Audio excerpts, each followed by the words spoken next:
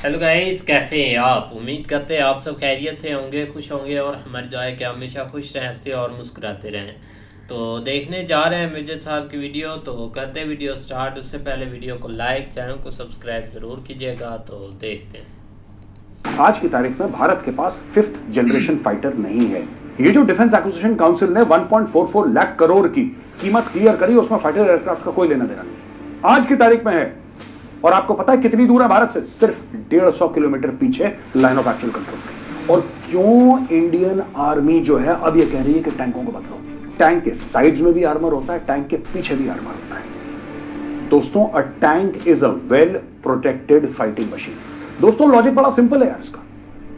आपका हथियार दुश्मन के हथियार से बेहतर होना चाहिए, बस इसके अलावा और कोई लॉजिक नहीं है। वो मोदी जी आए, मोदी जी ने लगाई चाबी, अब सब लोग नाच रहे हैं।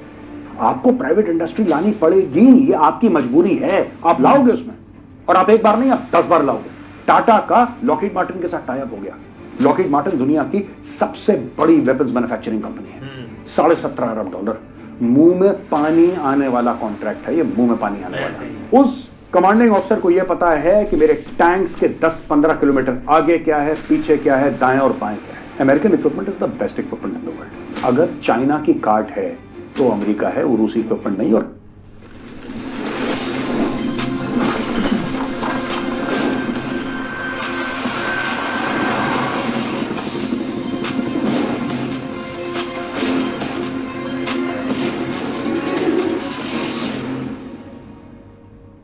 जय हिंद दोस्तों, मैं हूं मेजर गौरवारी और आप देख रहे हैं द चाणक्य डायलॉग्स। इस वीडियो को लाइक करिए, हमारे चैनल को सब्सक्राइब करिए, बेल आइकन दबाना बिल्कुल मत भूलिएगा। दोस्तों, आप सबको पता है और हम आपको पहले बता चुके हैं कि प्रधानमंत्री मोदी जी अमेरिका जा रहे हैं सितंबर के एंड में। अच्छा, अमेरिका क्यों जा रहे हैं ये भी आपको पता लग जाएगा धीरे धीरे। लेकिन कल भारत ने 1.44 लाख करोड़ का, 1.44 लाख करोड़ का डिफेंस एक्विजिशन काउंसिल ने बोल दिया कितने का हथियार खरीद लो, और बोला कि 99% मेक इन इंडिया होगा।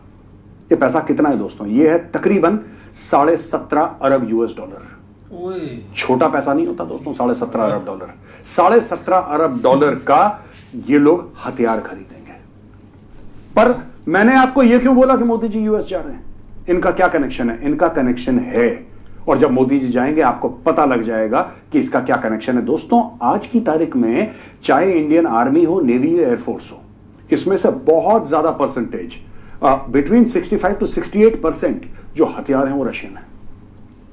ये रशिया के हथियार हमें तब मिले थे जब अमेरिका ने हमें हथियार देने से मना कर दिया था।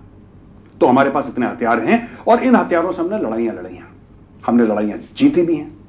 तो ये हथियार हमें, they have stood us in good stead. लेकिन अब जो चाइना डेवलप कर रहा है, जो चाइना ने नए नए हथियार डेवलप करे हैं दोस्तों, क्या हमारे हथियार आज की तारीख में चीन के हथियारों का मुकाबला कर सकते हैं? उदाहरण देता हूं मैं बहुत छोटा सा आपको। उदाहरण यह है दोस्तों कि आज की तारीख में भारत के पास फिफ्थ जनरेशन फाइटर नहीं है। ये जो डिफेंस एक्विजिशन काउंसिल ने 1.44 लाख करोड़ की कीमत क्लियर करी, उसमें फाइटर एयरक्राफ्ट का कोई लेना देना नहीं है। It does not cover fighter aircraft. लेकिन मैं आपको उदाहरण दे रहा हूं। आपको एक बात पता है, चाइना के पास आज की तारीख में कई स्क्वाड्रन्स हैं तिब्बत में J-20 फाइटर्स की, और J-20 fighter fifth generation fighter है, आज की तारीख में है। और आपको पता है कितनी दूर है भारत से? सिर्फ 150 किलोमीटर पीछे लाइन ऑफ एक्चुअल कंट्रोल के। लाइन ऑफ एक्चुअल कंट्रोल के 150 किलोमीटर पीछे चाइना के पास फिफ्थ जनरेशन फाइटर्स हैं। और भारत का जो फिफ्थ जनरेशन फाइटर है, लोग कहते हैं कि पहली स्क्वाड्रन तैयार होगी 2038 से लेकर 2040 तक। एट बेस्ट हमारी first fifth generation fighter squadron जो है वो आज से 15-16 साल दूर है। क्या ये भारत के लिए खतरा नहीं है दोस्तों? इसी तरीके से भारत में टैंक है T-72, अजय नाम से उसको भारत में पुकारा जाता है। T-72 रशियन टैंक है, भारत में बनता है। अब बात यह हो रही है कि साहब, ये टैंक जो पहले प्रोडक्शन में आया था 1971 में आया था, 1972 में इसको एक्सेप्ट करना शुरू कर दिया था T-72। और T-72 भारत में, यानी कि भारतीय सेना में 2000 से ज्यादा हैं। इनको रिप्लेस करना है यार। This entire fleet will have to be replaced.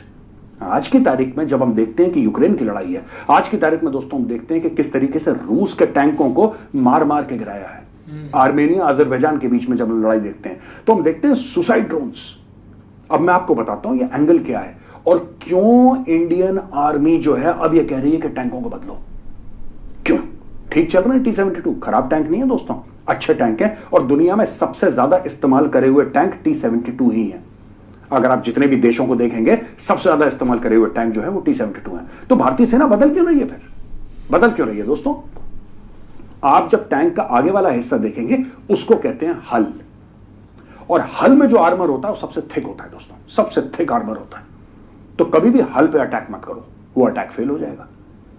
Tank के साइड्स में भी आर्मर होता है, टैंक के पीछे भी आर्मर होता है दोस्तों। A tank is a well protected fighting machine. लेकिन क्या आपको यह बात पता है कि टैंक सबसे कमजोर कहां पे होता है? टॉप पे। जो टैंक का जो टॉप है, ऊपर वाला हिस्सा है, वो सबसे कमजोर है। और यही चीज अजरबैजान और आर्मेनिया की लड़ाई में दिखी, यही चीज यूक्रेन और रशिया की लड़ाई में भी दिख रही है। यही चीज तब दिखी जब इजरायली टैंक्स गाजा के अंदर घुस गए थे। मैं मरकावा की बात कर रहा हूं। ऊपर से अटैक हुआ सुसाइड ड्रोन से, पूरा का पूरा क्रू खत्म, टैंक ध्वस्त। हम लोग सीखते हैं ना यार, जब लड़ाइयां होती हैं दूसरे देशों में, आपको क्या लगता है जब ये पूरी लड़ाई चल रही है उस समय इंडियन आर्मी क्या कर रही है? इंडियन आर्मी के थिंक टैंक्स बैठे हैं, इंडियन आर्मी के जनरल्स बैठे हैं, रोज की रिपोर्ट्स आ रही हैं इनके पास, ये हो गया, ये हो गया। कोई मीडिया से ट्रैक कर रहा है, कोई अपने डीए जो डिफेंस अटैचीज है वहां पे उनसे ट्रैक कर रहा है, कोई अपने एम्बेसी से ट्रैक कर रहा है। यार तुम बताओ इसकी क्या रिपोर्ट है यार, क्या हुआ इसका, जरा बताओ, फोटोग्राफ्स भेजो, टेक्निकल डेटा भेजो। तो ये सारा का सारा डेटा यहां पे आर्मी हेडक्वार्टर में मैप होता है। हमारी अलग अलग लेबोरेटरीज हैं, वहां पे डेटा मैप होता है। फिर ये लोग बताते हैं कि साहब अगर आपको कल की लड़ाई लड़नी है तो ये जो आपके पास हथियार है ना, ये सफिशिएंट नहीं है, क्योंकि चाइना के पास ये है और चाइना पाकिस्तान को ये दे रहा है। इसलिए आपको एक बेहतर प्लेटफॉर्म चाहिए जिससे आप इनका सामना कर सके और उनको हरा सके। देखिए दोस्तों, साफ सीधी बात है, कई लोग ये कहते हैं साहब 1.44 लाख करोड़, 17.5 बिलियन, क्या इतना पैसा खर्च करने की जरूरत है? इसका लॉजिक क्या है दोस्तों? लॉजिक बड़ा सिंपल है यार इसका। आपका हथियार दुश्मन के हथियार से बेहतर होना चाहिए, बस इसके अलावा और कोई लॉजिक नहीं है। Your weapon has to be better than the weapon of the enemy. और ये बहुत अच्छा काम करा है डिफेंस एक्विजिशन काउंसिल ने कि अप्रूव कर दिया है। अब T-72 होंगे फेज आउट। अब क्या होगा, किस प्रकार से होगा, यह मैं आपको बताता हूं दोस्तों। ये acceptance of necessity for 10 capital acquisition proposals, 10 हैं, उनमें से 3-4 मेन मैं आपको बताता हूं क्योंकि इसमें कई छोटे छोटे भी हैं which may not be relevant to this video today. अब देखो जी, जो इंडियन आर्मी का फ्लीट है टैंक का, उसके मॉडर्नाइजेशन के लिए procurement of future ready combat vehicles FRCV उसको क्लियर कर दिया है। ये काफी टाइम से पेंडिंग था दोस्तों, काफी टाइम से पेंडिंग था। FRCV को क्लियर कर दिया है और T-72 टैंक, जैसा मैंने बोला कि FRCV आएंगे और T-72 टैंक को पूरी तरीके से रिप्लेस कर देंगे। Complete T-72 will be faced out. आपको यह भी याद होगा दोस्तों कि MiG-21 बाइसन, जिसमें अभिनंदन गए थे पाकिस्तान के अंदर, वो भी पूरा का पूरा जो फ्लीट है उसको फेज आउट कर रहे हैं इंडियन एयरफोर्स। तो काफी पुराने सिस्टम्स फेज आउट हो रहे हैं। अब बात यह है दोस्तों कि जब आप रिप्लेस करेंगे उनको, क्या वहां पे अमेरिकन सिस्टम आएंगे, क्या वहां पे रशियन सिस्टम आएंगे, कि वहां पे इंडियन सिस्टम्स आएंगे? यह सोचने वाली बात है और यही आज का सबसे बड़ा सवाल है। यह देखिए साहब,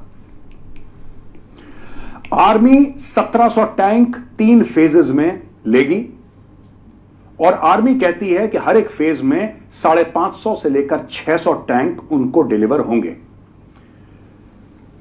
डिफेंस एक्विजिशन प्रोसीजर जो है, the total process takes up to 2 years, however as the AON is acceptance of necessity. AON कहता है कि अकॉर्ड हो गया, going through the process is likely to take about 6 to 8 months, यानी कि जो काम 2 साल में होना था वो 6 से लेकर 8 महीने में हो जाएगा। जो सेलेक्टेड कंपनीज है पहले वो प्रोटोटाइप डेवलप करेंगी, ट्रायल्स होंगे और फिर फाइनल ऑर्डर प्लेस होगा। आर्मी ये चाहती है कि जो फर्स्ट प्रोटोटाइप है वो 3 से लेकर 4 साल में आ जाए और 2030 से नए टैंक भारतीय सेना में इंडक्ट हो जाए। अब मैं आपको बताता हूं मोदी जी जा रहे हैं वहां पे यूएस में, आप समझ लीजिए गेम क्या है। बेस्ट टेक्नोलॉजी, हमारी जो कंपनीज हैं दोस्तों वो R&D में ज्यादा खर्चा नहीं करती हैं, हमारी जो प्राइवेट कंपनीज हैं। अब क्योंकि कभी ऐसा कल्चर ही नहीं था, वो मोदी जी आए, मोदी जी ने लगाई चाबी, अब सब लोग नाच रहे हैं। उन्होंने चाबी लगाई, पहले तो प्राइवेट इंडस्ट्री का इसमें कोई काम ही नहीं था। ऑर्डिनेंस फैक्ट्री बोर्ड बनाता था, जैसा बनाता था वैसे हम लोग एक्सेप्ट करते थे, उससे लड़ाई लड़ते थे। अब बोला कि नहीं साहब, चाइना का खतरा है, आपको लेटेस्ट वेपन्स चाहिए, आपको प्राइवेट इंडस्ट्री लानी पड़ेगी, ये आपकी मजबूरी है, आप लाओगे उसमें, और आप एक बार नहीं, आप 10 बार लाओगे, आप लाओगे। टाटा का लॉकहीड मार्टिन के साथ टाई अप हो गया।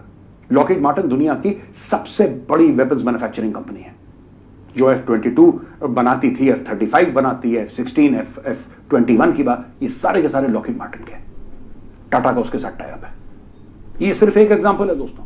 अब देखिए क्या होगा कि जब हम बात करेंगे, when we talk to private companies, कि भाई आप बताओ यार, आप कौन सा प्रोडक्ट हमें दोगे, ये इंडियन कंपनीज है, जब आप इनसे बोलोगे आप कौन सा प्रोडक्ट दोगे, अब इनके पास तो प्रोडक्ट है नहीं, तो ये लोग क्या काम करेंगे कि ये विदेश जाके विदेशी कंपनियों के साथ टाई अप करेंगे फॉर ट्रांसफर ऑफ टेक्नोलॉजी। पर सबसे पहले उसके लिए पैसा चाहिए ना, तो सरकार ने बोला ये लो पैसा बेटा, $17.5 अरब, मुंह में पानी आने वाला कॉन्ट्रैक्ट है ये, मुंह में पानी आने वाला। मार्केट में हलचल हो गई, क्या आ गया भाई, इंडियन आर्मी को टैंक चाहिए, इंडियन आर्मी को टैंक चाहिए। अब ये लोग क्या करेंगे, अब देखना, कोई इजराइल जाएगा, कोई बात करेगा मरकावा से।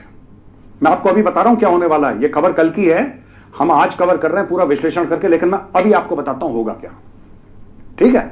कोई जाएगा इजराइल, बात करेगा मरकावा से, कोई जाएगा अमेरिका, ये बात करेगा M1A1 एब्राहम्स से, कोई जाएगा जर्मनी, ये बात करेगा लेपर्ड से। अलग अलग लोग जाएंगे, अलग अलग देश, और टाई अप करने की कोशिश करेंगे।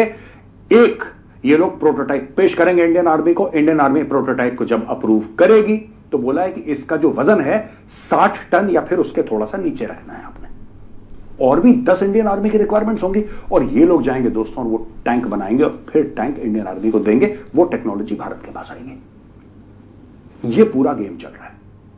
अब टैंक के अलावा और कुछ भी खरीद रहे हैं, मैं आपको बताता हूं, लेकिन दोस्तों इसके पहले मैं बाकी चीजों पे जाऊं, ये टैंक के ऊपर एक बात थी जो मैं आपको शायद बताना भूल गया। ये देखिए, जो main battle tank with superior mobility, यानी कि तेज हरकत करने वाला इनको टैंक चाहिए, ऑल टेरेन एबिलिटी, यानी कि ये जो टैंक है ये भाई आपके हाई एल्टीट्यूड में भी चलेगा, रेगिस्तान में भी चलेगा, मार्शी लैंड में भी चलेगा, ऑल टेरेन मोबिलिटी। टैंकों का भी एसयूवी, और एसयूवी का भी बाप, ये बनवा रहे हैं। ये मल्टी लेयर प्रोटेक्शंस, यानी कि अलग अलग किस्म का आर्मर, मल्टी लेयर, एक के पीछे एक के पीछे एक, precision and lethal fire over and real time situational awareness, यानी कि इस टैंक में लीथल फायर होगा। देखिए किसी भी टैंक में दोस्तों 3 कंपोनेंट होते हैं, एक स्पीड होती है, एक प्रोटेक्शन होता है, एक फायर पावर होता है। टैंक में 3 खेल हैं बस, कोई भी टैंक हो, वो T-72 हो या A1A1 एब्राहम्स हो, मरकावा हो, कोई भी हो। टैंक का प्रोटेक्शन कैसा है, टैंक का फायर कैसा है, और टैंक की मोबिलिटी कैसी है, रफ्तार कैसी है, कहां कहां जा सकता है, राइट। अब ये सारी की सारी चीजें इसमें कवर कर दी हैं। और रियल टाइम सिचुएशन अवेयरनेस, यानी कि सिचुएशनल अवेयरनेस, यानी कि जो टैंक का कमांडर है, स्क्वाड्रन कमांडर हो गया फॉर एग्जांपल, एक उदाहरण दे रहा हूं, या पूरी टैंक के रेजिमेंट का जो सीईओ है, वो अपने टैंक में बैठा हुआ है, उसको सारे पता है। अगर उदाहरण के लिए, I am just giving you examples, okay, एक अगर माना कि एक रेजिमेंट के अंदर 45 टैंक है, that CEO must know where my tanks are. Battle awareness, situation awareness उसकी चल रही है। उस कमांडिंग ऑफिसर को यह पता है कि मेरे टैंक्स के 10-15 किलोमीटर आगे क्या है, पीछे क्या है, दाएं और बाएं क्या है। He knows everything.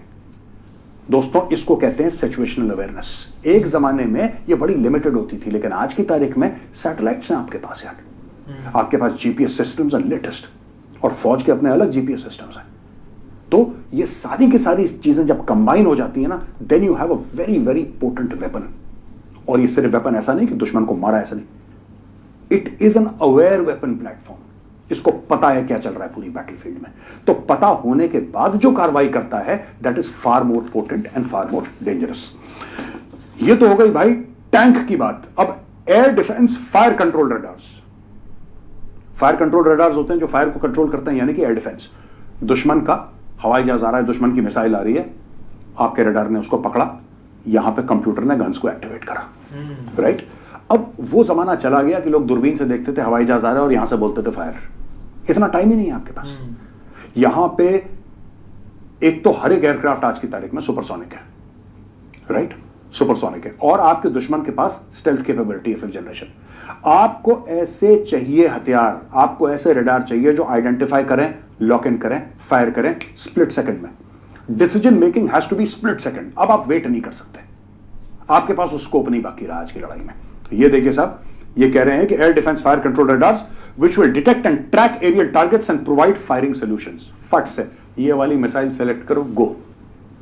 वो मिसाइल पीछे पड़ गई एयरक्राफ्ट के, दुश्मन के। ये राइट। इसके अलावा forward repair team tracked which has suitable cross country mobility for carrying out in situ repair during mechanised operations. अब ये क्या होता है कि टैंक्स बॉग डाउन हो जाते हैं, टैंक्स टूट, इट्स अ मशीन यार after all, come to think of it. ये सारी की सारी क्या है, मशीन्स है ना। अब मशीन्स है क्या, मशीन टूट जाती हैं तो आपको आगे जाके लड़ाई के बीच में इनको रिपेयर करना होता है। आप टैंक को पीछे लाद के तो लाएंगे नहीं, राइट। जो भी है उसमें जो भी खराबी होती है, in situ they have to be repaired. इसके लिए भी अपनी कैपेबिलिटीज बढ़ाने की बात कर रहे हैं। ये कह रहे हैं कि the equipment is design developed by armoured vehicles Nigam limited and is authorised for both mechanised infantry battalion and armoured regiment. यानी कि मैक में आज की तारीख में बीएमपीज है दोस्तों, कई सारी, राइट। ये आप देख सकते हैं अपने स्क्रीन पे, बीएमपी ये रशियन है, तो ये मैक इन्फ वाले हैं। इसके अंदर बीएमपी के पीछे वो अपने उसके अंदर 9 people can sit inside, 9 soldiers can sit inside, और 3 लोग उसको चलाते हैं, राइट। बट एक्चुअली जो डिसमाउंट होते हैं लड़ने के लिए ऑब्जेक्टिव के पास, वो 9 होते हैं। तो इस बीएमपी के अंदर भी लोग बैठते हैं। अगर ये बीएमपी खराब हो गई तो उसको कौन रिपेयर करेगा। और टैंक आज की तारीख में T-72 है, हाँ हम रिप्लेस कर रहे हैं लेकिन टाइम लगेगा। अगर बीच में लड़ाई होती है T-72 लड़ेगा, बिल्कुल लड़ेगा, 100% लड़ेगा। T-72 हो गया, T-90 हो गया, आपका अर्जुन हो गया, तो इन सबको रिप्लेस कर रहे हैं। अच्छा, इसमें एक और चीज है कि AONs have been accorded to enhance the capabilities of Indian Coast Guard also. Acceptance of necessity Coast Guard, procurement of Dornier 228 aircraft, 228 aircraft, 228 aircraft Dornier, ये दिए जाएंगे आपके इंडियन कोस्ट गार्ड को। और दोस्तों Indian coast guard is very very important यार। हम coast guard के बारे में ज्यादा सुनते नहीं है, we don't listen or we don't hear too much of news about Indian Coast Guard, but the fact is it's a very very very important part of the Indian state. आपकी पूरी maritime security, navy तो है ही वहां पे, लेकिन कितनी सारी चीजें होती हैं यार। ऑयल स्पिलेज होता है, आपका स्मगलिंग होती है, टेररिज्म होती है, कितनी चीजें होती हैं। मतलब मैं तो आपको 2-3 चीजें ऑफ हैंड बता रहा हूं। इंडियन कोस्ट गार्ड का एक बहुत, the spectrum of responsibilities of Indian Coast Guard is immense. So they are going to get 228 Dornier aircraft, of course made in India. Next generation fast patrol vessels for rough weather operations, ये भी made in India. Next generation offshore patrol vehicles, ये भी made in India. इससे enhance होंगी Indian Coast Guard की capabilities in surveillance, maritime patrolling, search and rescue and disaster relief operations दोस्तों। अच्छा, एक और चीज है दोस्तों, ये फोटोग्राफ देख रहे हैं, ये डीजी राकेश पाल, जिनकी अभी डेथ हो गई थी, इंडियन कोस्ट गार्ड के डायरेक्टर जनरल थे डीजी राकेश पाल। उनको भी रक्षा मंत्री ने ऑनर करा, उनकी लेगेसी को ऑनर करा, और ये सब करते हुए अप्रूवल देते हुए उन्होंने बोला कि साहब you know he has served his nation with a great deal of honour, great deal of sincerity and professionalism. दोस्तों जब हम पूरी बातें करते हैं ना कि इतना पैसा भारत खर्च कर रहा है, इतना खर्च कर रहा है, इतना खर्च करता है, ये क्यों कर रहा है भारत, ये जानना जरूरी है। कई लोग मुझसे सवाल पूछते हैं और आज मैं उन सवालों का जवाब देना चाहता हूं। भाई ये इसलिए होता है ना, आपको वो हथियार चाहिए जो आपके दुश्मन से बेहतर हो। ये लड़ाई जज्बा, जोश, जुनून एक लेवल तक काम आता है, और बिल्कुल काम आता है, और बहुत जरूरी है, इसमें कोई डाउट नहीं है। लेकिन आज की लड़ाई इतनी ज्यादा टेक्निकल हो गई है कि unless you have the latest weapons it will become impossible for you to fight, impossible. अब ये बात हो रही है कि साहब 5th जनरेशन फाइटर जेट है, वो आएगा आपके इलाके में घुसेगा, बम मार के चला जाएगा, आपको बाद में पता लगेगा कि यहां पे आके कोई कलेश करके चला गया। आपका रडार पकड़ ही नहीं पा रहा उसको, क्योंकि वो स्टेल्थ है। आपको पता है F-35 इतना बड़ा एयरक्राफ्ट है, कितने टन का F-35, लेकिन जब वो दिखता है रडार पे, अगर वो दिख गया रडार पे, right, it is the size of a golf ball. जैसे टेबल टेनिस की बॉल होती है, सब थोड़ी सी बड़ी होती है golf ball, it is the size of a golf ball. आप कैसे पहचानेंगे चिड़िया से छोटा? It becomes very difficult. तो आज की तारीख में आपको हथियार चाहिए। T-72 आउटडेटेड है यार, 50 साल पुराना मैटर है T-72 का। अब नए नए वेपन्स आएंगे। प्रधानमंत्री जा रहे हैं, क्या अमेरिकन कंपनीज के साथ टाई अप होने वाला है? क्या भारत फाइनली रशियन इक्विपमेंट को बाय बाय कह देगा? देखिए दोस्तों, क्या रशियन इक्विपमेंट अमेरिकन इक्विपमेंट से अच्छा है? बिल्कुल भी नहीं। American equipment is the best equipment in the world, right. हमने क्यों लिया रशियन? हमने इसलिए रशियन इक्विपमेंट लिया क्योंकि उस जमाने में अमेरिका हमें हथियार देने को तैयार नहीं था।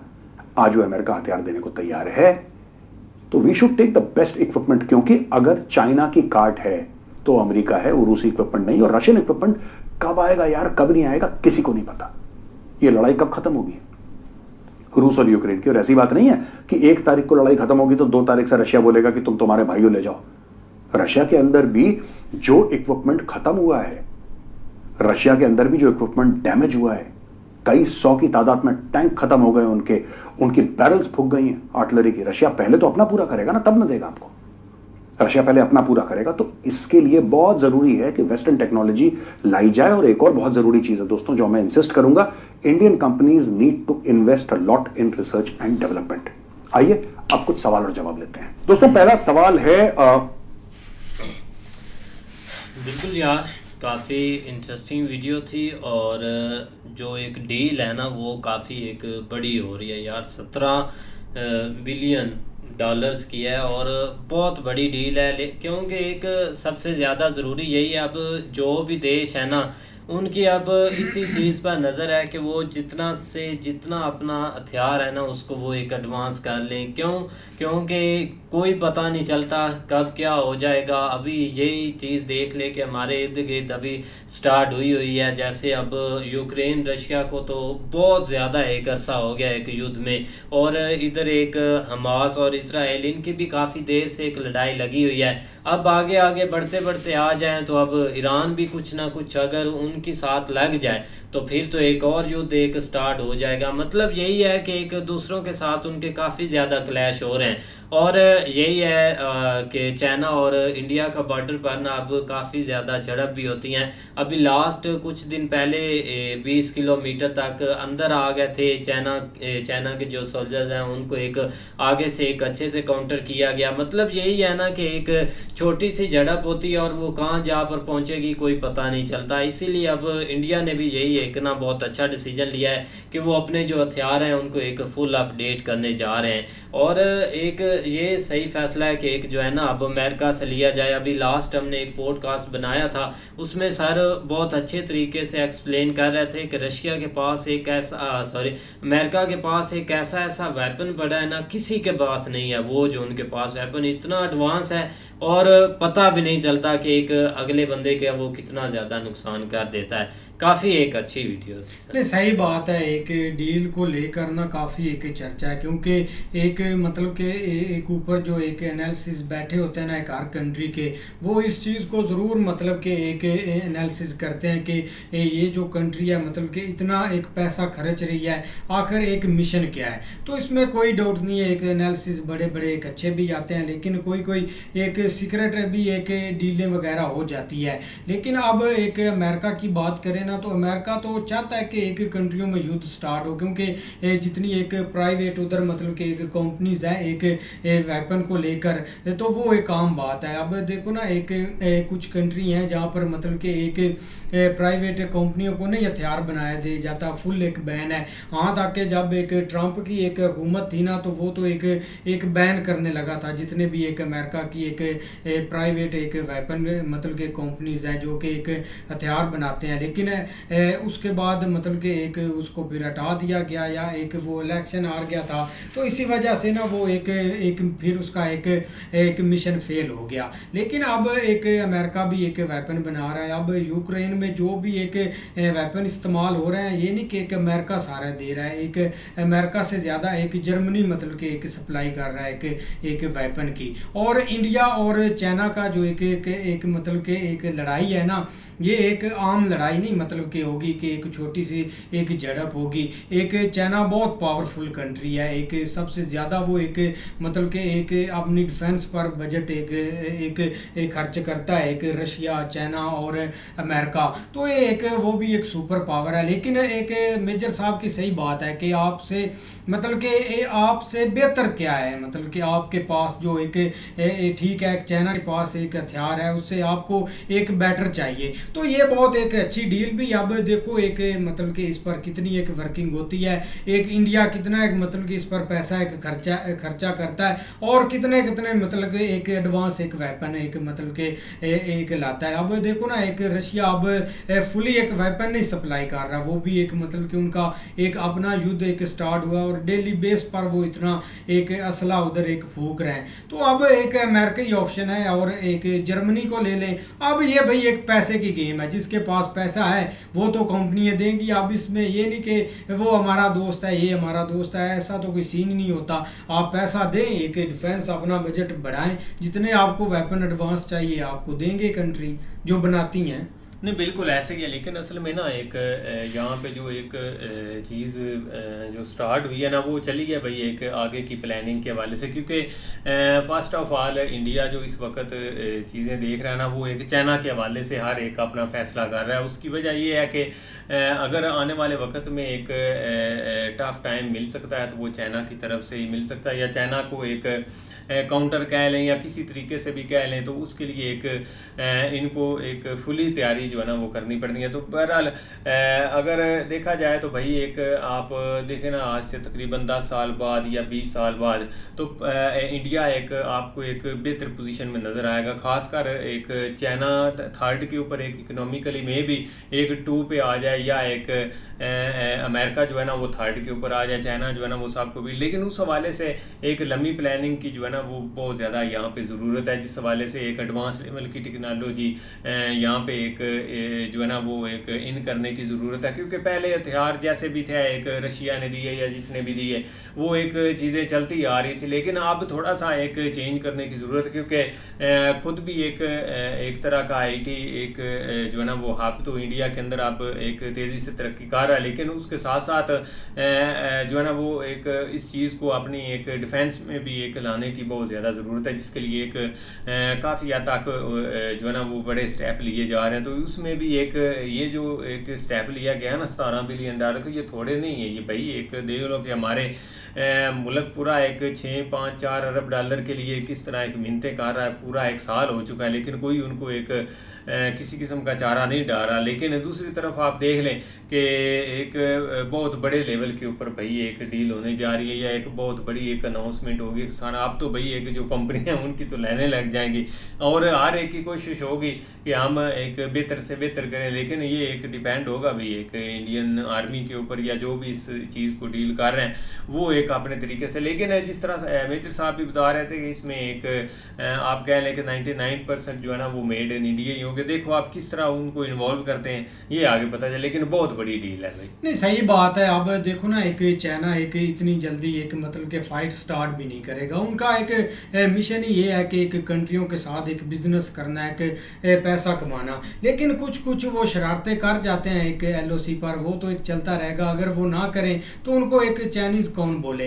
अब जो एक शी जिनपिंग का है ना एक मिशन, तो वो तो एक बहुत बसूरा सा उसका एक मिशन लगा हुआ है कंट्रियों के दरमियान है। लेकिन जो एक पीछे एक कबीना बैठी है ना, मतलब कि जो नेक्स्ट एक चाइना पर एक राज करेगी, वो बहुत बंदे अच्छे हैं। मतलब कि वो एक डील करेंगी एक कंट्रियों के साथ के एक बिजनेस कैसे करते हैं, हर चीज़ कैसे करते हैं। क्योंकि ये चाइना में भी एक डिक्टेटरशिप बैठा है। आप देखो चाइनीज़ को तो वो भाई बोलने नहीं देते, क्योंकि चाइनीज़ को एक अच्छा एक हर चीज़ अच्छी मिल रहा है, तो वो इतना मतलब कि नहीं निकलेंगे। लेकिन एक आगे आप देखो ना, एक मिडल ईस्ट में चाइना ने कैसे एक अपना कंट्रोल किया, एक अफ्रीका में कैसे कंट्रोल किया, एक लोग जो कंट्रियाँ लड़ रही थी उनके दरमियान मतलब के डालकर अपना एक बढ़ाया कि आप ट्रेड वगैरह करें, छोड़े लड़ाई को। इतनी जल्दी चाइना भी नहीं एक लड़ता, लेकिन कंट्री अपना डिफेंस बजट मतलब के एक बढ़ाती रहेंगी, बिल्कुल दिखाना या इसमें जो भी आ जाता है। तो उम्मीद करते हैं आपको वीडियो पसंद आएगी। अगर पसंद आए वीडियो को लाइक, चैनल को सब्सक्राइब ज़रूर कीजिएगा। मिलते हैं नई वीडियो के साथ, तब तक के लिए अल्लाह हाफिज़।